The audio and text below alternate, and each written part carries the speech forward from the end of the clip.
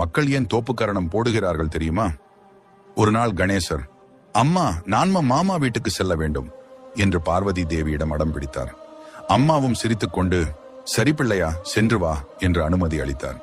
மிகுந்த சந்தோஷத்தோடு கணேசர், விஷ்ணுவும் லட்சுமி தேவி இல்லத்திற்கு சென்றார். அவர்கள் அவரை கட்டிப்பிடித்து பல பல இனிப்புகளும் கொடுத்து பாசத்தோடு விளையாடச் செய்தனர்.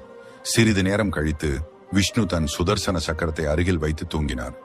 அப்போது கணேசர் அதை பார்த்து, அடடா, என்ன பளபளக்கும் அழகு, சாப்பிட்டால் எப்படி இருக்கும் என்று நினைத்து துதிக்கையால் எடுத்து வாயிலே போட்டார். அதே நேரத்தில் அரக்கர்கள் பூமியை தாக்க தேவர்கள் அனைவரும் ஓடி வந்து விஷ்ணுவிடம் உதவி கேட்டனர். பதறிய விஷ்ணு எழுந்து பார்த்தார். சக்கரம் இல்லை. அவர் கவலையுடன், சுதர்சனா எங்கே போனாய் என்று கூவினார். அப்போதே, ஐயோ என்னை காப்பாத்துங்க என்ற குரல் கணேசரின் வயிற்றிலிருந்து கேட்டது.